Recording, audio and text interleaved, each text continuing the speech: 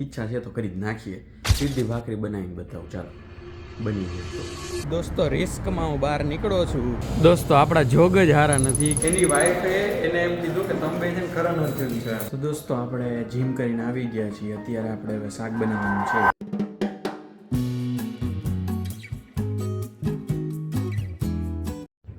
દોસ્તો કેમ છો બધાય? સ્વાગત છે બધાનું એક મસ્ત નવા વિડીયોમાં. બધાને જય શ્રી કૃષ્ણ.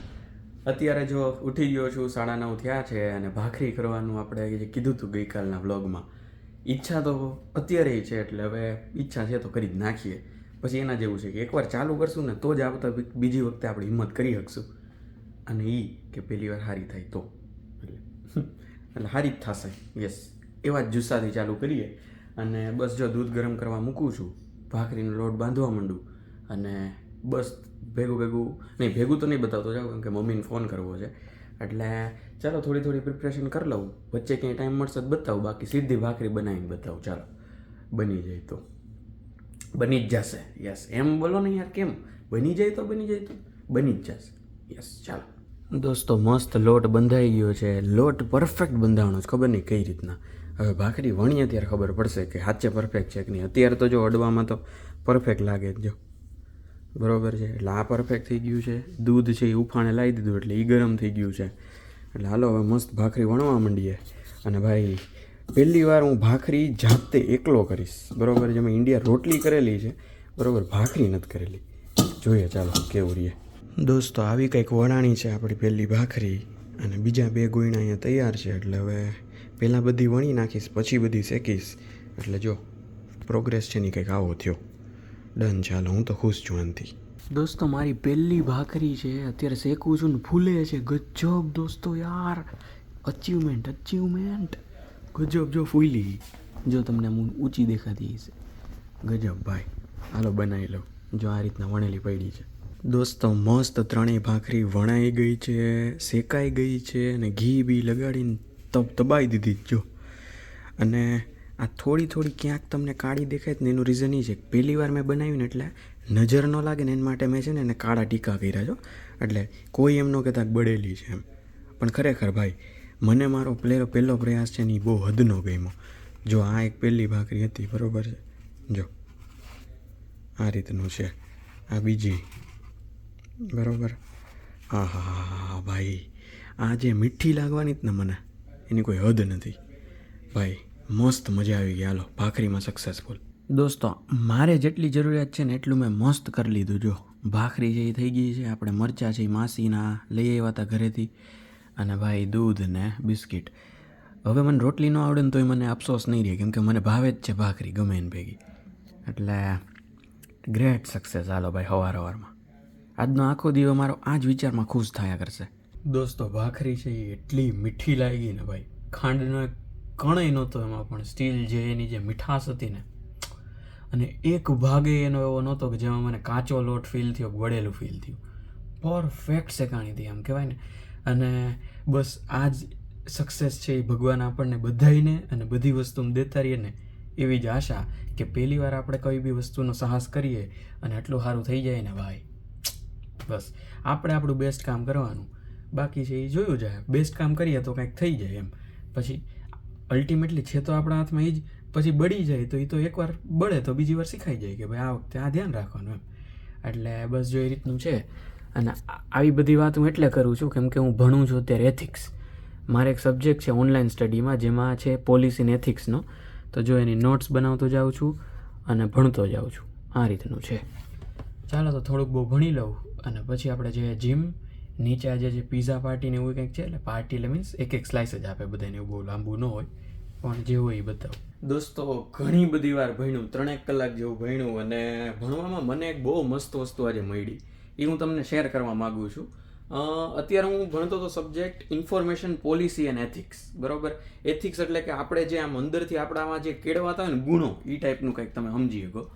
એટલે હું એથિક્સની બાબતમાં એક સવાલ, ટૂંકમાં આમાં એક મસ્ત વસ્તુ હતી કે પ્રશ્ન પૂછવાને એ સૌથી મેઇન વસ્તુ છે, બરાબર. અત્યારનો જમાનો એવો છે કે તમારા જવાબ કરતાં તમારો પ્રશ્ન છે ને એ વધારે ઇમ્પોર્ટન્ટ છે. એટલે તમે નવા નવા પ્રશ્નો છે ને પૂછ્યા કરો અને ક્યારેય મનમાં એવું ન વિચારો કે આ પ્રશ્ન જે હું પૂછીશ ને એ છે ને આમ ટૂંકમાં આમ ઓલો સેક્ચેલી જેવો લાગશે એમ, એવું જરાય ક્યારેય વિચારવું નહીં. અને બીજી વસ્તુ કે ગમે અત્યારે આપણે જે વસ્તુ જોઈએ છીએ ને એ ક્યારેક કોઈક માણસે પૂછેલા પ્રશ્નનું જ પરિણામ છે, બરોબર. આનું એક ઉદાહરણ આપું, બરોબર છે. તો આપણે એમ અત્યારે પૂછીએ કે ભાઈ ઓલું આપણે સફરજનવાળું એક્ઝામ્પલ લે, ન્યૂટનવાળું, બરોબર. તો ન્યૂટને જ્યારે એ સફરજન પડ્યું ત્યારે એણે એ વિચાર્યું કે આ પડ્યું કેમ, બરોબર. એટલે આપણને ખબર પડી કે ભાઈ ગુરુત્વાકર્ષણ. બાકી ગુરુત્વાકર્ષણ તો પહેલેથી હતું જ. એ કંઈ હું ન્યૂટને પૂછ્યું પછી તો ચાલુ ન થયું કે ભાઈ હવે બળ ચાલુ કરી દઈએ કે ન્યૂટનભાઈએ પૂછી લીધું. એટલે મેઇન વસ્તુ એ કે એણે પ્રશ્ન એવો પૂછ્યો એમ. અને આપણા જેવા હોય ટૂંકમાં, હું એમ નથી કહેતો કે પણ અમુક માણસો છે એ પ્રશ્નને જજ કરે એમ કે ભાઈ આ સફરજન હું કામ નીચે પડ્યું. તો આપણે શું કહીએ, હવે પડ્યું હોય તો પડ્યું હોય, તું હું લપ કરસ, ખાઈ લે ને શાંતિથી, પડ્યું જ છે તો એમ. એટલે મેઇન વસ્તુ કે એક તો બીજાને એવું ફીલ ન કરાવો, પહેલી વસ્તુ કે ભાઈ એણે જે પૂછ્યું છે ને એ વસ્તુનો કોઈ આમ અર્થ નથી. અને બીજી વસ્તુ કે એણે ભલે આજે પૂછ્યું, એ બિચારાને આજે એ સવાલ થયો, પણ એવું કોકે ક્યારેક પૂછ્યું જ હશે તો જ આ વસ્તુ આપણી પાસે હોય બધી એમ. હવે અત્યારે આપણે પૂછીએ કે આ સફરજન કેમ નીચું પડ્યું, તો આપણને બધા એમ કે આ તો બોગો છે, એને એ નથી ખબર કે ગુરુત્વાકર્ષણ છે. પણ પહેલા દિવસે જેથી ન્યૂટને પૂછ્યું તેથી કેવું સારું લાગ્યું હતું એમ. એટલે મેઇન વસ્તુ એ કે સવાલ ક્યારેય છે ને એ સેક્ચ્યુઅલી જેવા નથી હોતા, ફૂલિશ નથી હોતા. સવાલ પૂછ્યા કરો અને જેટલા સારા સવાલ પૂછશો ને એટલું જ સારું સોલ્યુશન આવશે.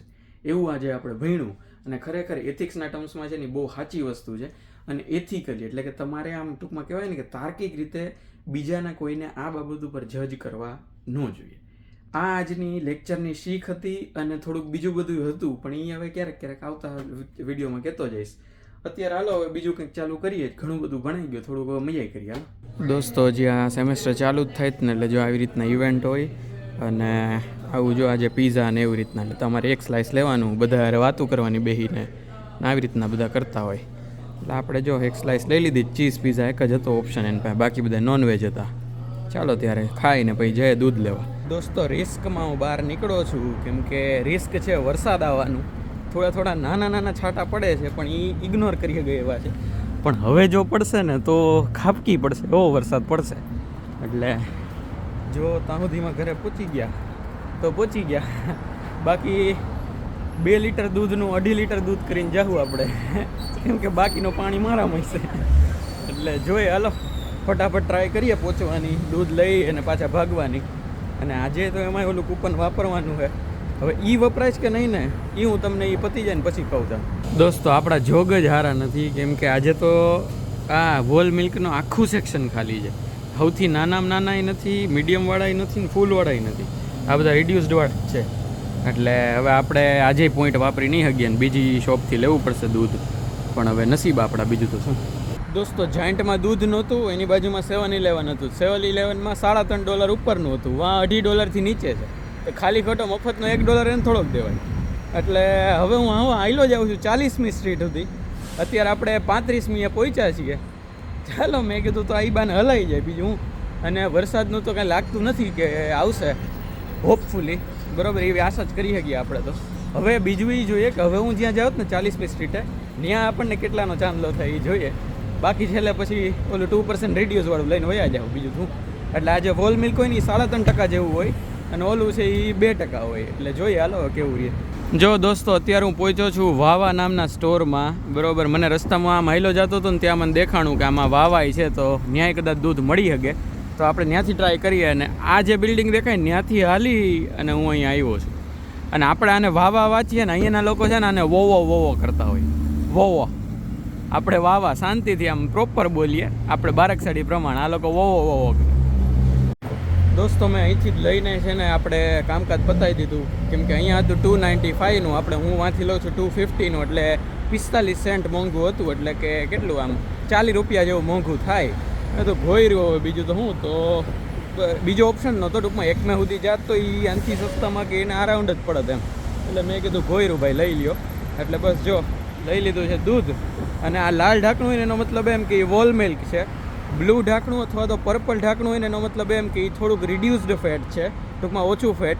અને ગ્રીનવાળું હોય ને એટલે નો ફેટ, બરાબર, આખું ફેટ વગરનું જ એમ. એટલે આ કલરનું આ રીતના હોય, તમે ગમે સ્ટોરમાંથી લ્યો ને મોસ્ટલી આ ત્રણ જ કલર હોય. એટલે બ્લુ વાળામાં છે ને ઓપ્શન હોય બ્લુ ને પર્પલ. એ અહીંયા બ્લુ હતો, હું જ્યાંથી લઉં ત્યાં પર્પલ હોય છે, એટલે એ બે ફેર પડે. બાકી બધી જગ્યાએ આ લાલ તો મોસ્ટલી કોમન જ નીકળે. દોસ્તો લકીલી હું વરસાદના એકેય છાંટો મને અડ્યા વગર પાછો પહોંચી ગયો છું, અને અત્યારે હું ને મારો દોસ્તાર જઈએ છીએ જીમમાં. એટલે ચાલો જઈએ.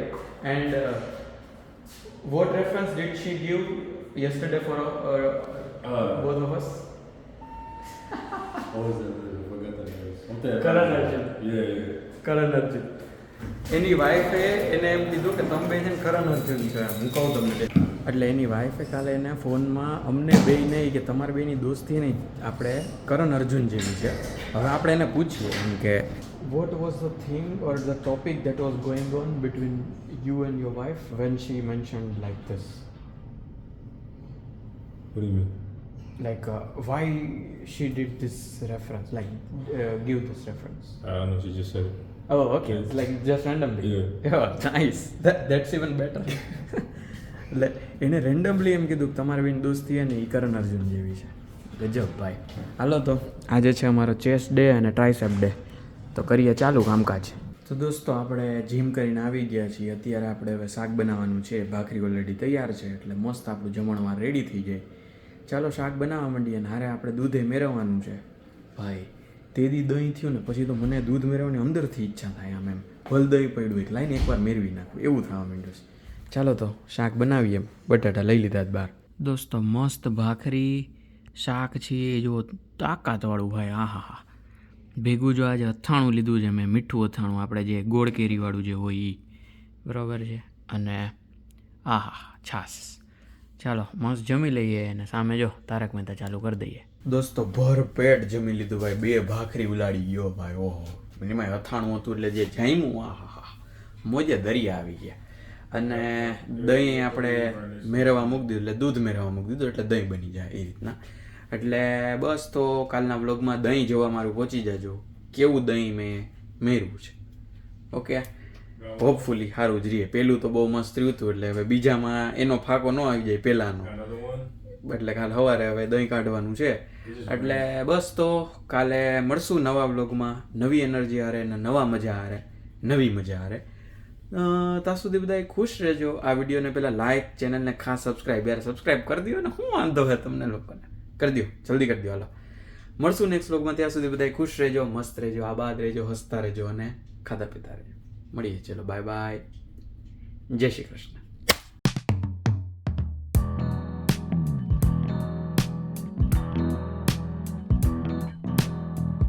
આ આજનો મોટિવ હતો, એટલે આ આજનો